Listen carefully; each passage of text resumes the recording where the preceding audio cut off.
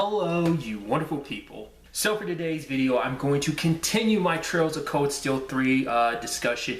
Once again, if you have not seen the previous parts, I'll include a link to them in the description down below. But obviously picking up where I left off with the last discussion, I talked about, the branch campus and stuff like that, and kind of obviously connected. Obviously we get, our former Thor students, just kind of seeing where everybody is. Like a great example would be Patrick. And even then just seeing how much he's grown and he's changed, and just like him not being, like the relationship him and Reen have. Obviously it's still kind of that thing of like, because obviously they hinted since like the first game that Patrick kind of has a thing for Elise, but anytime Reen, it's like, fine, you can check on her from a distance. And he's like, what, I can't even say hello? But then like Patrick is like, what, you want me to dance? He's like, I can dance over her. And he's like, sure. And he's like, actually, now that I think about it, I'm gonna have to be keeping an eye on Patrick.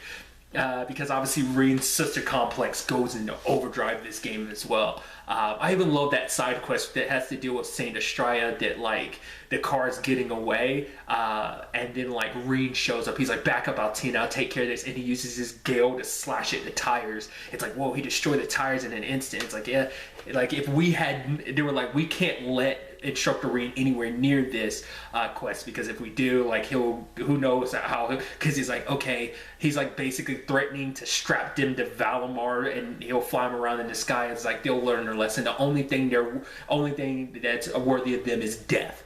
And this is so interesting because this is Elise's first time ever seeing his sister complex at work.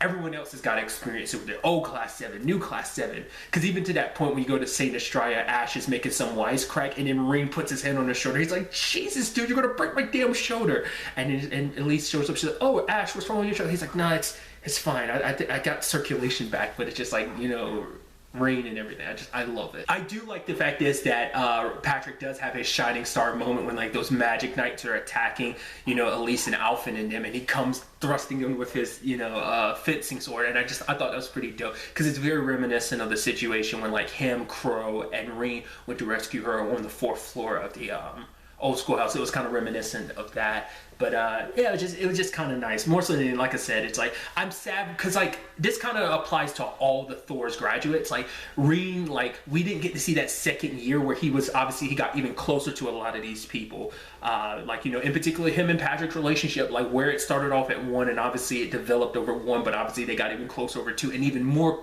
because obviously like when Reen, shows up and leaves, like who's there with him? Patrick, so it's just like that became like one of his good buddies, it's like, oh, one of my former, our, Class 1 rivals and everything, but even just that, they're friends, and just that bond, I hope we get even more of that in the future. Obviously, I mentioned her before, but we get to meet Ferris, and obviously Ferris isn't, much like Patrick. She's a little bit different, because obviously she's kind of like, it's sad because like I said, the thing is we don't get to see a lot of like students. Like for example, I want to know what Margarita is up to her, because obviously we don't, because Vincent's away, and their maid that's usually with them, she must be with Vincent because she wasn't at their house, because obviously when you're in Ortis you get to go to her, their home, and you see other maids there and other butlers, but you don't see the one from 1 and 2 that's with them in Thors.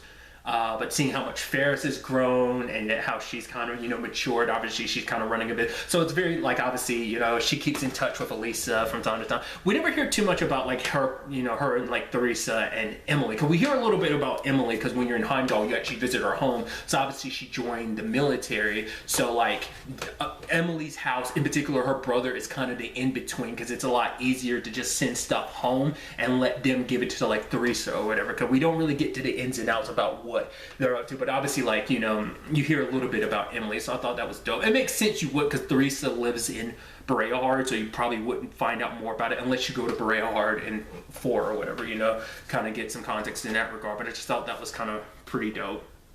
But just anytime you see her, she's working on things, because obviously, like I brought up before, like the whole thing between her and Hugo business-wise and everything, and what that kind of turned into, like her kind of running her business, because like that business traditionally has like nobles kind of backing it. So this is kind of her, stake in the business and everything, trying to keep tradition alive, because the quest eventually makes her go, I need to keep tradition alive, but also we do need, some aspects of running this business. Some of this business's aspects are antiquated, so we need to fix that. Since I am bringing up Hugo, how much of kind of a, like, he's always been, because they even bring it up, it's like Hugo's changed because he's gotten a little harsh with how he does business. He's buying up all these businesses and stuff like that, and it's just like he's so about power. Because even like one of Machias's bonding event is connected to Hugo, what he's up to, and obviously you get bits and pieces to it in the story, but obviously like he's there on the Courageous with the main campus, which that's something I didn't even tackle on, like obviously the whole you versus the main campus situation. Hell, I was going to go ahead and talk about it since I'm bringing it up, like Cedric being the asshole he is, like he's just so like high and mighty now, which obviously he was very like meek and kind of soft-spoken before, and even obviously that being a thing that Reigns like, yeah, he's changed so much, almost didn't recognize him. And it's like, you know, it's not much you can say. I mean, he is like the crown prince and everything, but even then it's still just a thing of like, comes off kind of an asshole, and especially just the way he wants to pull his weight around, because it's like, oh, I get what I want. So Kurt, I want you to come to the main campus. Reen, I want you to come to the main campus. But Reen's like, no, I don't want to. He's almost like, wait, what? How dare you say no to me? And so, but eventually he kind of gives up on it, but later on he does talk a little bit about it, but eventually it doesn't come up anymore, where he's like, I'm still, you know, holding out for you to change your mind, but, you know, eventually he kind of lets that go. But it still does the whole him and Kurt thing, because that even ties into one of Kurt's bonding events. It's like a chess match between him and Sydney versus Ada and Fitz.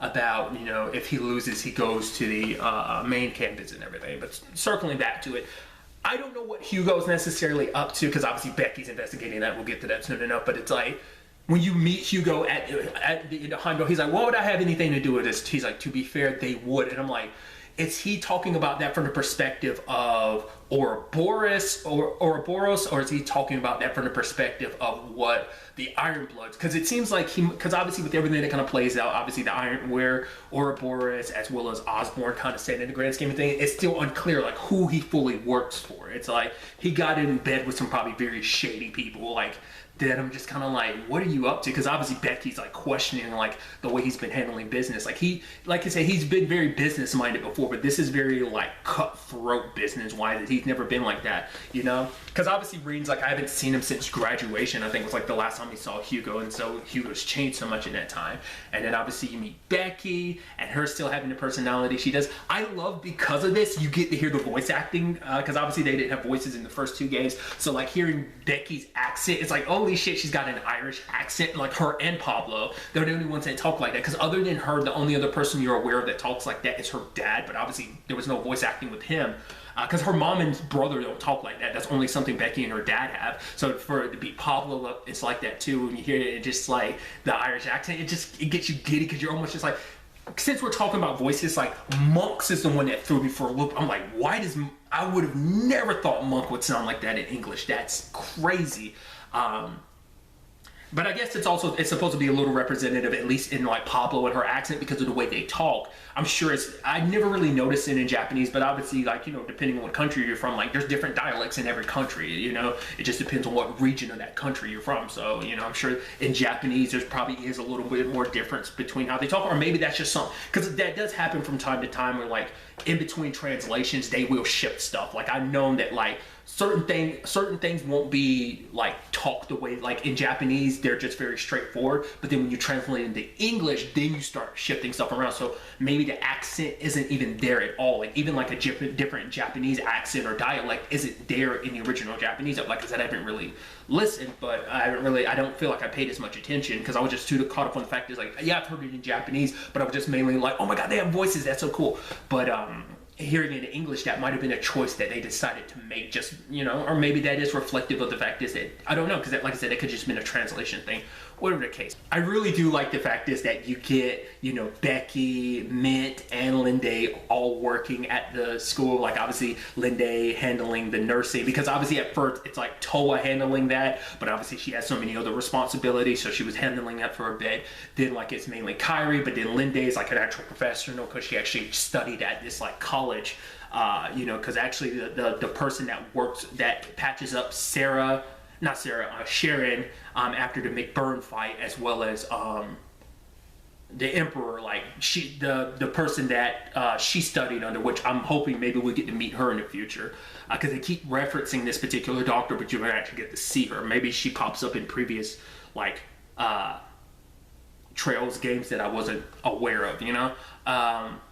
But circling back to it, like like her, all three of them are working at the school, even Monk's in leaves. Obviously him taking his obsession with Radio Trista, now he works for Michael, and now it's the whole thing of like, you know, he hosts the radio show, and it's like obviously learning that like Vida is, even though she's on the run, it's out there, people know about who you're working with, the government is aware of who you are, and the fact of the matter is you're still sending in recordings because he pre-records them and then ships them off. And because even like Lecter talks about it, it's like, yeah, we try waiting for her, but it's like the mailbox, she drops them in, it just magically pops in, so she uses magic to get those in there, so it's like she doesn't give it a drop by herself. So, and obviously she does her thing that she did in the previous in one, that anytime you're about to go to an area, she'll wink and nod to it, and Reen catches on to it, because even at one point he's with Selene, and then like she makes such a like a point, like part of the message is actually directed at them, but it's magic, so only they could hear it. But regardless,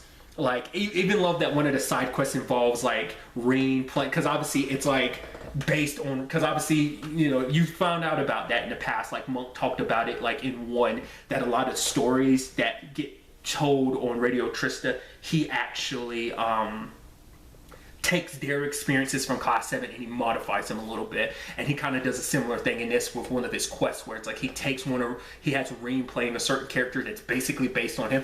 What was interesting though is the character has like white hair or something like that, which I was, and he was talking about it had black clothes, which I'm like, that's actually, because the moment I replayed it, I was like, wait, that's very similar to Reen in 4. Like the images I've seen of Reen's outfit in 4, plus he's got his hair white from when he goes in his ogre form. So, which that makes me think he's going to stay in his ogre form the entire time, because most promotional stuff I've seen of Reen from that game has him in his ogre form. So I'm like, he must stay in that form all the time. Or maybe it's kind of similar.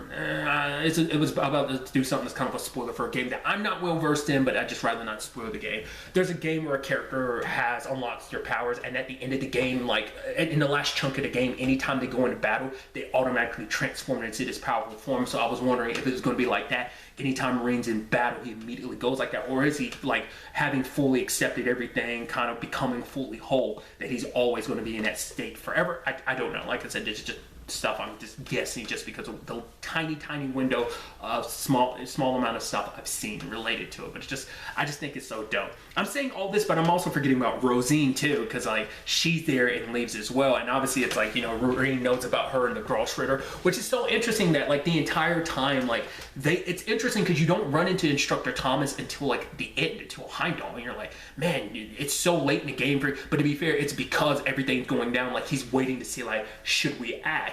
And eventually things get to the point like he's like, yeah, we're going to have to act, especially now because Gaius is kind of back mainly as a Class 7 thing, but I think he's also there investigating on part of the church as well. But it's like, because everything that's going down, it's like he needs to act as not just a member of Class 7, but also being part of the church and everything too. So I just think that it's dope, you running into her every once in a while, getting a little peek into the situation. I'm like, oh yeah, like you should the Black Records situation, which obviously that's a whole thing, which we'll kind of, you know, dive into a little bit later on. But I love just everything about, like, you know, there's also, like, circling back to Monk, there's that lady that works with him who was super annoyed by him, but as the game progresses, she actually gets a little more like, oh, Monk's pretty cool, and she's willing to help him out and everything, because like Becky set up this whole like reunion of Thors Graduates, and Monk's supposed to be there, but he's running late. So it's her, Linde, Mint, and Rosine just kind of chilling and having fun. But Reen's working too much, so they don't have an opportunity to chill with him and Toa. But still, because even more so, these are the people that he still went to school with a second year. So that's why I'm like, I would have loved to get even more of those interactions. Like, once again, I just want to know what that second year at Thor's main campus was like, you know? One of my favorite ones was meeting Alan, because you meet Alan, you're like, oh my god, like he's part of the, not just part of the military, he's part of the 4th Division under Neidhart and Olaf, and it's like, it's so dope when you meet him. Side note, the voice actor who plays Alan, it has to be the same voice actor as Eustace, because it sounds like his voice, like he's just doing it a little differently, because I think the voice actor for Eustace's name is Ben Diskin, if I'm not mistaken. I've heard his voice in other things. He's in one of the Tales of games. It's the most, I think it's still kind of the most recent one. It was Tales of Berseria, like the dude that's kind of got like who kind of wears almost like a samurai garment. Him, and he's kind of got like a little bit of a messed up face like him. He's got, because the moment I heard his voice, I was like, oh, isn't that the voice actor Eustace? Yeah, but regardless. But but you meet Alan and you learn that him and Bridget are engaged. I was like, it's so interesting. It's nice to get that little bit of that backstory about like, oh, and seeing how much they've progressed and stuff like that. I thought that was pretty dope. I love that. And obviously seeing him piloting a Soldot later on, because obviously, like, you know, it's nice to see that even though you get this little time with Alan, you get to see how much his story has progressed. Like, he has become a fighter, because obviously his whole thing was about protecting, you know, he wanted to become strong enough that he could protect Bridget. And obviously we see that he's in a position to do that. He's in one of the most powerful units of the military, you know, that being the 4th Armored Division, you know. So I think that's pretty dope. Well, I brought it up before, but I'm like bummed. I'm curious, like, what made him decide to pick the characters they picked. Because obviously, like, there's a long roster of characters you could have picked from. Because obviously, we got to follow and get to know them even more. And two, because like most of them are on the Courageous with you, because that's kind of the whole point. But it's like, you know, what about, you know, Colette? You hear a little bit about Monica. I brought it up, Clara. Because, like, the only second you hear about at sea is Dorothy, but you hear about Clara. But like I said, you don't get to find out about Margarita, like, her whole Vincent situation. You know, we hear a little bit of what Vincent's up to. Loggins and the head of the fencing club. Like, remember at the end of 2, they were going to go on a journey together. Like, what happened with that? Klein, Hebella, because Laura actually ends up getting a letter, because they're meeting with Veve, and she ends up giving them a letter from they get a letter, like she was holding on to the letters, like a letter from Monica to Laura and Adele to Fee. So that's like the only like insides you hear in that regard. Like I brought up earlier, you hear a little bit about Rex working with Imperial Chronicles, which I didn't bring up Veve, but the fact is that she's a reporter now and everything. And even that sweet moment between her and Linde, because like Vivi shows up at this, you know, branch campus to talk to her sister, and it's just kind of this adorable moment, and it's just like her being so gung-ho about getting the scoops and everything. Because I'm sure, you know, yes, she's a little bit wild, like her kind of doing whatever she wants to, but at the same time, I'm sure she's a little bit more reliable than Rex, because I'm sure Rex is still using any excuse just to take pictures of girls, because you pretend, he probably makes it seem like, oh, you would almost think the rest of the world doesn't contain males, it's just female, because obviously that was the whole thing with his story. But also it's all about getting the scoop and everything, and just how like she's willing to kind of, because even Michael's later on, it's just kind of like when you're in the tower in Crossbell, he was just kind of pissed because he was like, Schwarzer, just deal with her. And it's like, Veve, you got to go here where all the reporters are waiting. And he's just kind of like, he's just so annoyed by her, because that's Veve just kind of did, oh, let me get a little bit of the scoop about what's happening. So, you know, her investigative, you know, her being the kind of investigative reporter that she is. So that's pretty dope. I love that, you know, aspect of everything. But also, like, as I brought up, Dorothy, and like, I love that she's like the last, like, former graduate, you know, and it's just like, because I love that whole thing about like, hey, it's you, and it's like, wait, do you know her instructor, this person instructor me? It's like, yeah, this is someone I went to school with. It's like, this person was a classmate, or they weren't, maybe they were more so a year ahead of me, or whatever the case may be, like in Dorothy's case. But obviously getting reunited with her, still seeing that her passions are still there, because she's happy to meet music, because it's like, oh my god, another that's like me, and that just being the whole awkward thing. And I even love that you're talking to Dorothy at one point in time, and the Arthur and his publicist or whoever is sitting beside him, she's staring at him, and she has a whole dialogue about how like, oh, that touching, and she's creating this story in her head, and Reen's like, Dorothy, you're drooling, you know. So that was just kind of a nice touch. And obviously, like, her and Emma being able to spend time together in a summer festival, hang out, it was like, that's super cool. They made sure to keep in contact, but I'm sure this is one of those few instances where they actually got to finally meet up and everything. It was actually, you know, pretty dope in the grand scheme of things. And since we're in a conversation of former, you know, Thor graduate, can't forget about Angelica. I'm so bummed you're only with Angelica for such a little bit of time, but I even love when she enters the scene, like, you know, her and Sarah come to back you up against the Jaegers, how she's on her bike and kind of using her bike. It almost kind of reminds me a little bit of like Devil May Cry, in particular Devil May Cry 5. It immediately made me think of that, which obviously Devil May Cry 5 wasn't out at that time, but her on her bike and everything. But also, she is way more perverted than she was before. Like, she's going hard. You're like, Jesus, Angelica, calm the hell down. Your libido is like out of this world. Like, she was bad before, but it's worse now, how she's hitting on everybody, calling Tita her little angel and stuff like that. And it's like, oh yeah, George told me about you. And she's like, oh, what did George say? And it's like, George was like, yeah, like, if you run into anyone named Angelica, like, stay as far away from them. And she's like, damn it, George. You know, so that being the whole thing. And I love that.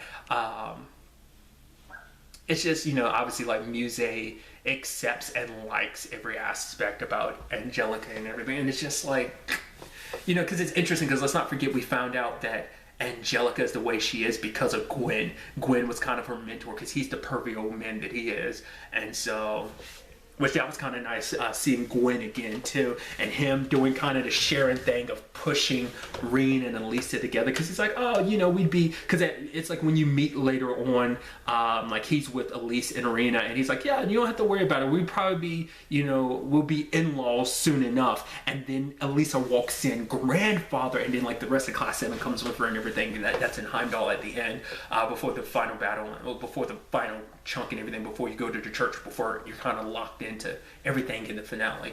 So I thought that was, you know, pretty dope. But it's just like, it's sad, the situation with Angelica. Is she dead? I don't think she is. George might want you to think she is, but I don't think she is. But since I am bringing up that George thing, oh my god, that, especially because it's like both of them, like George is only, you only run into George the one time, you know, that's before chapter 3. It's like the last time you, or it might be before you go to your field exercises, that's the one time you run into George. And just like, it made going back to 1 and 2 so weird, because the entire time I'm like, oh George, you lying sack of crow, oh what you did to Angelica, you're lying to us. Crow's not the only one that's lying, you are too. Like, it makes going back to those first 2 games so interesting with that knowledge of who George really is, being Copper, was it Georg? And him being part of the Black Workshop. He even said it, like, he didn't just join them, he's been a part of it since the beginning. It's much like the Hexen clan, and you're kind of born into it. Which even that's kind of an interesting thing, because like Rose talks about the fact is, like, she's not as powerful as she once was, because when her kin, when she gives them her power, it made her take on the form she has right now. Because when you look back in the flashback, she's kind of a full-grown woman, but it's like the more she disperses her power amongst her kin, the weaker she becomes. So she's not nearly as powerful as she once was. So it's probably at the point that her and Vita are probably a little closer power-wise, or maybe, you know, eventually Emma's going to get to the point, I believe, going to be stronger than both of them, but still. But yeah, that whole George thing, like him shooting Angelica, even telling Toa, it's like, you would never do that. I know you got Angelica locked up somewhere, and I think he does, because despite everything, he still has his reservations about everything, because he feels bad about the Crow situation. He's like, actually, I think it'd be a lot easier if you did hate me, but you don't.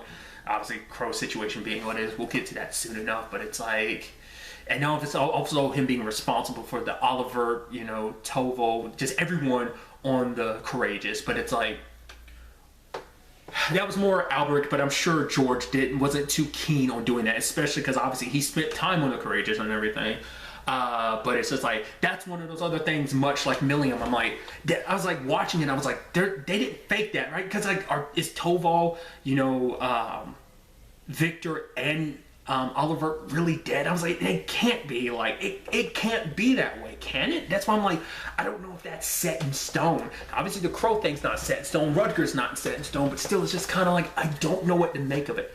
I don't want them to be dead. I hope that they're still alive. You know what? Also, I feel so bad because I almost forgot about another member of former graduate I didn't even talk about at all, and that's Kenneth, because he's just so laid back. You kind of forget about him sometimes. I love that obviously you run into him and Annabelle the entire time, and it's just like how Annabelle is continues to be the whole like focus on fishing all the time. I do like we get a little bit of continuation of that story, because I haven't talked about that. Like, I forgot to talk about that entirely during my discussion of 2, was the whole situation of like what their story being, like her being engaged to Kenneth's brother, and obviously the whole competition at the end of kind of getting her out of that prearranged marriage and everything. And obviously we have even continuation of it, because part of the competition was also kind of connected to that, because obviously it's like you have the fishing club and the fisherman guild, like obviously like I'm confusing them, but it's like there's the ones from Crossbell, like, because you meet those members when you go to Crossbell, and obviously you meet the group that obviously, you know, Kenneth is part of, that like his dad and his brother are part of, and obviously the competition later on, and obviously Reen having and playing his part in all of it, because obviously Freddy's part of this whole situation as well, because he's part of the fishing stuff. Obviously, like, he does it different because he did the whole spearfishing thing, which I thought was kind of pretty dope. But I like the continuation of that story, that I'm like, eventually I'm hoping that's where 4 takes us, where you get the conclusion of their story where they actually become a thing, like, because Annabelle makes it clear that she kind of likes Kenneth, but his brother in 2 is making it clear, like, oh, you need to be a little bit more focused on and aware of what's going on around you. Like, everyone else is aware of it except for Kenneth, because he's kind of blind to this thing, much like Reen is in his own regards, you know. So I think it was just kind of a pretty dope, like, you get a little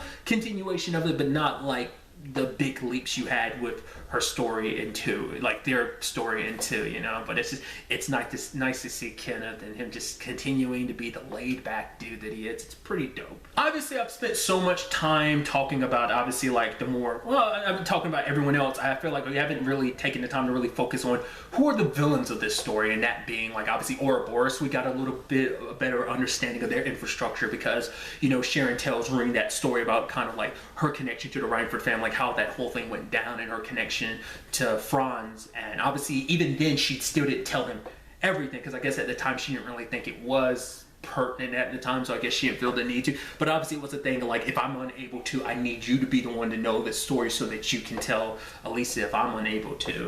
But because we learned that the organization that she was a part of when she got the name Kruger, because obviously Sharon comes from Arena giving her that name, so it's like that it's also, you know, that's why Sharon came into their lives after, you know, Elisa's dad died and that whole thing. But it's also like the organization she was a part of beforehand, that assassins group, they went toe-to-toe with Ouroboros, got wiped out. Actually, some of its members, at least 2 pertinent members from that organization, also joined Ouroboros, and they became, one became an enforcer, the other one became an linguist, I think she was saying. It's, you know, so that was just kind of interesting. But obviously we got a little more insight into the group, learning about some of the infrastructure, like finding out, like, oh yeah, like, because Phantom Thief gets brought up sometimes, but it's like, I forgot who it was. I want to say it's Campanella, and I think Campanella in particular talks about the fact is, like, oh, like, he's kind of been kept in reserve because he was pretty tight with, you know, Vida. So it's like, I guess they don't want any chances of him interfering and potentially joining sides with her. So he's kind of kept in reserve. That's why you haven't run into him at all during 3. And then there's also the thing of, like, obviously you meet Campanella, him trying to put on a performance and everything, him being who he is.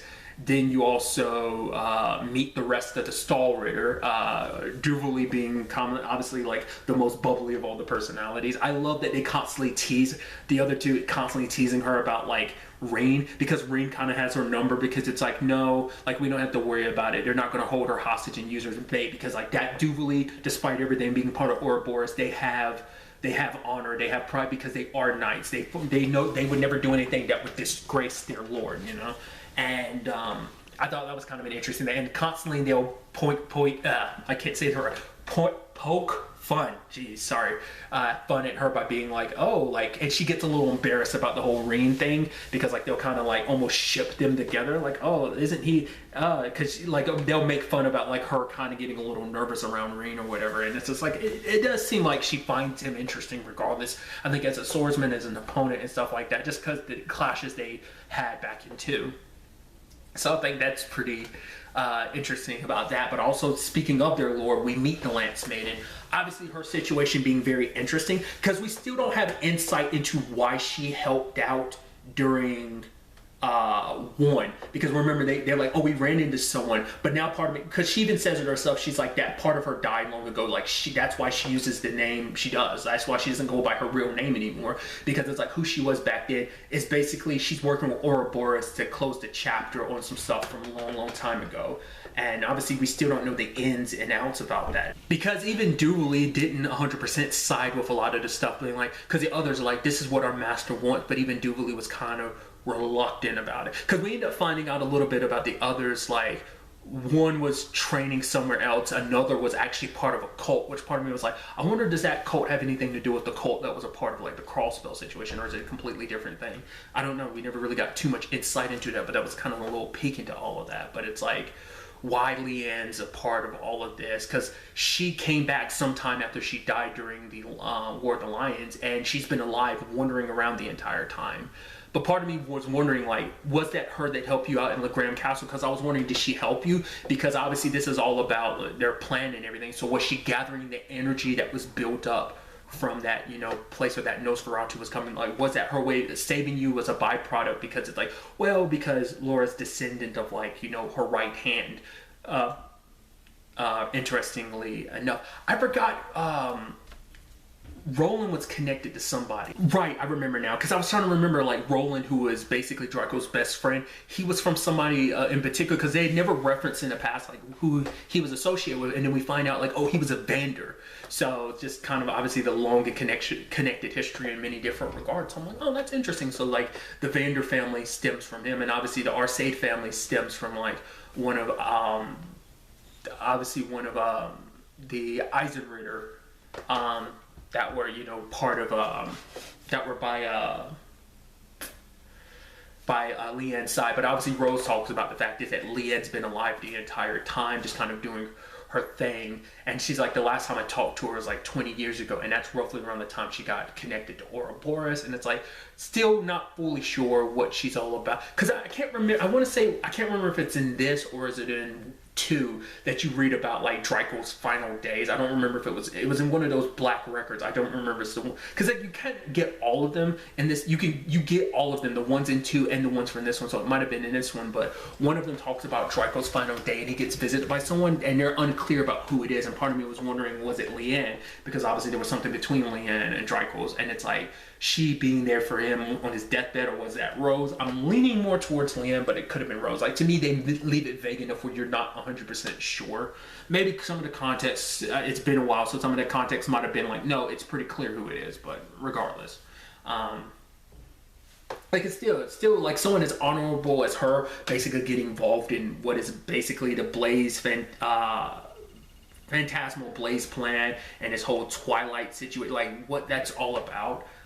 Like I said, other than that, we learned a little bit because of the whole Homo situation. We get reference to Lobe, but even then, like, there's still a lot of that organization we don't know about. So I'm wondering, are we going to run into more of the members? Because I also can't forget, let's not forget, we run into Shirley, who's an enforcer, and she's connected to the Red Constellation. So that brings the entire Red Constellation into the fold of working with Ouroboros. Obviously, they have the archaisms, which is kind of interesting in the grand scheme of things because those don't pop up that much. I guess because they're no longer needed. It's like they were meant to test stuff, and I guess it's mainly all the ion stuff, but it's like those don't pop up in the last chunk of the game. I just thought about that because, like, when you're going there, because it's mainly like the Red Constellation and obviously like Zephyr and some of the people with connections to Ouroboros, and obviously even the main campus, they're blocking your way. You don't, I guess maybe they didn't need archaisms, but even inside of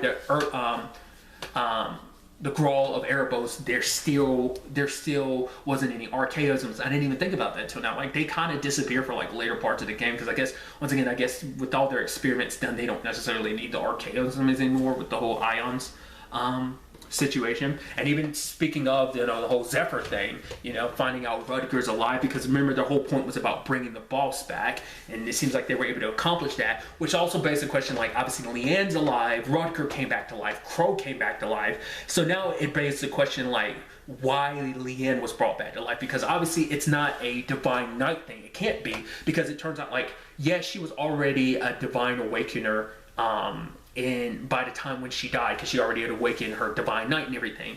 But then it's also like, but even then, like, Rutger wasn't one before he died, but when he came back, he was one. Crow was already one before he died, but it's like, obviously, so it begs the question, like, what's the key to her immortality? Because no one else has one, because Reen's definitely not immortal, because they point out, like, yeah, he's actually growing and aging, so he's definitely not immortal. So it's like, why has she got this immortality? What caused that, you know? So that was just kind of an interesting development, because even Rose was wondering if Leanne's like her, but it's like Leanne's not a vampire, you know, so it's like it's a completely different situation altogether. So that's kind of a big mystery of like how she's able to be, you know. And what I also thought was kind of interesting, because of that whole thing that Alberic and, or, you know, Osborne and Cedric kind of signed off on, the whole blowing up the Courageous. Even members of Ouroboros, even Campanella being like, wasn't that a little too far? And McBurn was bummed because he was like, oh, I was hoping to at least fight the Radiant Blade Master again someday. And even, like, you know, despite everything, it's like they're kind of going along with things, but even they were kind of like, geez, don't you think that was a bit much? It's like, that says a lot that the bad guys are like, oh man, that's crazy. Why would you do that? That's effed up, isn't it? You know, even Cedric kind of giving the go ahead about, yeah, go ahead. You know, it's kind of like the necessary sacrifice because they can't let them interfere. I think it was more so to make sure everyone saw, because obviously the courageous showing up being a symbol of hope, and for it to kind of be destroyed, kind of breaking everyone's spirits. It kind of breaks Toa's spirit by her being like, George, did you really just do that? So I think it plays its role in that, and obviously what that means for the entirety of Class 7, like obviously it hits everyone hard, you know, when that ends up, you know, going down. So I just thought that was just kind of an interesting element. Obviously, like I said, we get introduced to the gnomes, and I might have talked about this before. I don't, like I said, this is the problem with me sectioning off these recordings like this. I don't remember if I talked about the whole thing, or whether it was something I was thinking about talking about, was the whole Elisa thing. Whether or not I'll bring it up because of the whole Alberic situation, I like that reveal and everything about that being her dad. I think I regularly remember that, but it's like her remembering hearing his voice at, like, you know, the tower, being like, holy crap, that was she recognized her dad's voice. She just, you know, I mean, to be fair, she was a little girl, but still is the thing. I'm like, you don't necessarily, even after all this time, like, probably holding on to it, like, why, she probably would never forget her dad's voice. So, but at first she was like, why would it be my dad?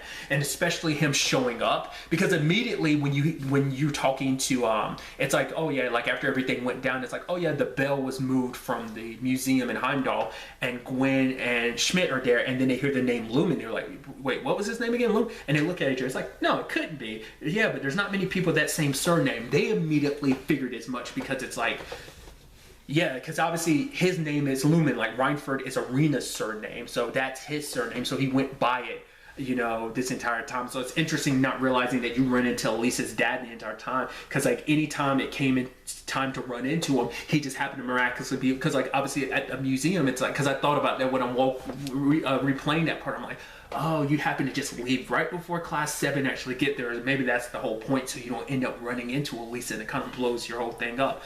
But obviously there's the whole thing with him having white hair and red eyes, which I think is interesting, because it's a little similar to Ring's situation, because basically the position of the head of the gnomes is kind of passed now. Rose has been very much like Rose's position in the Hexen clan, but obviously she's held it for the past like 800 years because she's been alive the entire time. She doesn't remember anything prior to her becoming the vampire she became, because she's the last true ancestor. So like obviously there's some truth to the Red Moon Rose books, but not, you know, not fully.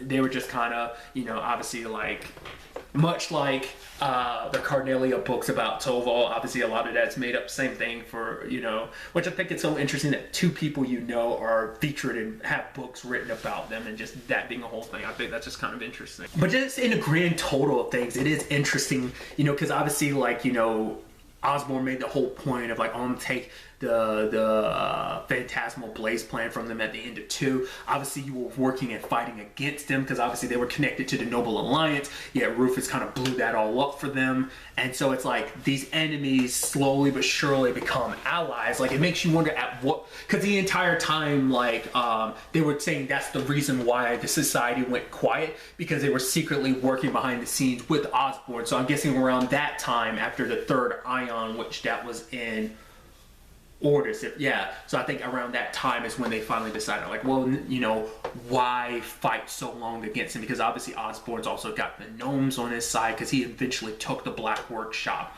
from the society, because obviously that used to be part of the society, like, because that was one of the 13 factories that was under Ouroboros. So like for like all the bad guys to be working together, even though they seem like enemies, because obviously Zephyr was employed by the Osborn. I think they were employed by the gnomes and everything. And then, you know, on top of all that, like I said, there's the Crow situation, and how like every time you'd run into Azure Siegfried and being like, whoa, then he pops up with Ordine, you're like, whoa, how did it all happen? Then, like I said, the whole George thing of like, oh, he made a fake version of Crow's body, so Crow's probably technically been alive this entire time. I mean, who knows? Like, I mean, I'd assume at some point in time. So it seems like his circumstances might be a little closer to maybe Leanne's, maybe not. It seems like it might be closer to Rutgers. It's like, what's that all about? We don't know. Because obviously this is all about, because obviously from the Black Records, it's all about bringing all this together. Because obviously we learned from, you know, Thomas, as well as you learn it from Rose when they kind of give you the breakdown about like the Septarian of like fire and earth. you know, them clashing, and then that creating the Septarian of Steel that ended up being like the great power, the great one. And obviously like the Hexen clan and the gnomes worked together to split that power up into the, like its physical form was pushed back into another dimension, but like its other form, like the power was split between the different divine knights. So you need all 7 of them to clash and come together, because it's so interesting, because at any point in time from what we've gotten of the history, the little we've gotten of the history of everything, you haven't had all 7 divine knights awaken. Because even like the war 250 years ago, because like obviously this is all in a cycle of like, it happens every once in a while, because obviously it connects to the curse and everything that calls men to, you know, obviously the whole situation with Ash, but it being a bigger issue that's been in here, because obviously this kind of connects to that. And obviously their whole plan, this great Twilight thing is about completing the curse, because Osborn wants there to be a war. Which I'm guessing for him, it's like he wants to create this mass destruction. He wants to create this war so that he can reshape the world he wants to. Because obviously you learn a little bit about Osborn, about like, obviously like he disappeared for 3 months after the whole thing went down with Reen and his wife, like his wife dying. And Reen, obviously we learn about the heart situation. Like anytime Reen hears that heartbeat, it's because the heart in his chest isn't his, it's his dad. Which might explain what, you know, McBurn was like. He was like, you're mixed. So when Reen got his dad's heart, he got some of that. So it's like maybe Reen's dad is like McBurn, and the moment Reen got his dad's heart, it flooded him. So that's why he's partially whatever McBurn and Osborn might be, you know? Because he's like the master in control of everything. Or is it more so like his divine knight technically? Because they were like, oh, so that's your master? Or they're trying to say like, oh, this is, I didn't know how to interpret that, whether that was like, oh, this is your master, as in that divine knight's the one that's completely in control, and Osborn is more like a puppet for its actions. Or is it more so specifically saying like, oh, this is your master, here it's him at full power, he has one of the divine knights. So this might also explain where Osborn was in that 3 months. It could have been him, you know, becoming, you know, awakening, you know, which is interesting, because obviously, like, at least Crow, he might have went through the trials by himself, but he had Vita. You know, obviously, Reen has Emma, so, like, who did Osborn have? You know, did he have anyone at all? Did he just kind of, you know, it begs the question about that, like that. Because I'm sure Vita probably had no idea about it. I mean, granted, he was dead, so they didn't think too much of it. But it's also like, you know, because even, you know, the Emperor was like, oh yeah, go ahead and kill me, Ash, because you're not going to be able to kill him. Like, he's like, I don't even know if he can be killed. So it's like, once again, it's like big mystery. It's like, what the hell is Osborn's thing? That also, he even explained to Ray, that's why Crow's shot didn't work. I didn't have a heart there for him to pierce. Like I said, my immediate thought is kind of like, Osborn's whole thing is he wants to bring about the end of the world so that he can have, you know, rework the world in the way he wants to, in the image of like, it's the way things have kind of gone is antiquated. Like, it's like, I thought maybe in his twisted mind he's thinking he's curing the world of this curse and everything, but it's like, no, he wants to fill it in, because I guess it's like the only way to counter the curse is by giving it. And that's why I'm like, because obviously the Emperor knows a lot about what Osborn's planning, because even Reen was like, why are you letting him do what he wants to? And it's like, if you have plans to stop me and Osborn, that means you will even go up against us. But Reen's like, me and my friends have decided we will. Like, even if we have to go against even you, we will stop Osborn from taking this country down the route that it is. Hence kind of plays more into the whole fact of like Reen being that light, you know? And I'm curious, like, how much you would assume with everything, like, I think it all went according to plan, because I think even the Emperor is willing to sacrifice himself because he believes in what they're doing. But that's why I'm like, I don't get what Osborn is trying to do. Like, I think, like I said, in his own twisted way, maybe this is trying to cure Erebonia of its curse, you know, by throwing this world, like starting this, using this whole situation, manipulating this situation to start a war with Calvert. Because obviously at the very end you see like obviously everything going down, the curse like seeping through everyone, getting everyone riled up, and it's like, oh, we're going up against Calvert.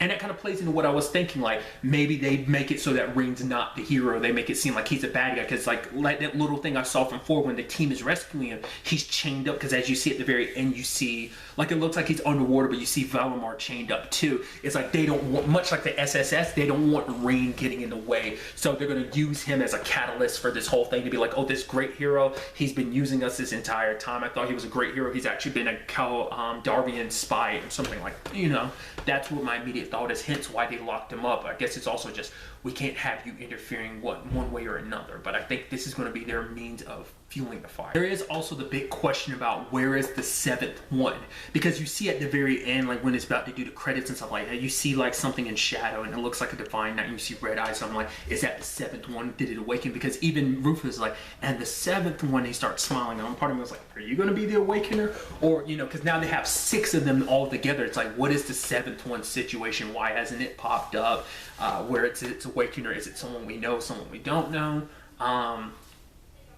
I didn't talk about it, but I do like how the Grawl of Ouroboros, like the inverse it has, not necessarily inverse isn't probably the right word, but like the correlation it has with the Infernal Castle in a sense of how it's handled, I think it's actually pretty dope. I actually think it's kind of interesting too how straightforward the Grawl of Ouroboros is, I guess, because they made it just kind of like you're literally just going down the tower the entire time. Like there's no like, oh, puzzle to get around. It's like, no, it's a straight shot there. Like, so enemies along the way, but you don't have to do, like, at least there's in Infernal Castle, there was a little bit of roundaboutness, even like in the old schoolhouse, there's kind of a little bit of roundaboutness of like, oh, the different paths you have to go down, but it's like the Grawl is super straightforward. I mean, to be fair, now I'm thinking about it, it's like, no, I'm confusing it with the 7th and final floor of the old schoolhouse in 1, where you go in this old schoolhouse, and 2 is very straightforward too. All you have to get to, it's like, if you want to, you can ignore all the enemies and go straight to the elevators. All you have to do is fight a boss on every 4 floors, and that being the whole thing. So that's why I was kind of flipping that in my head. But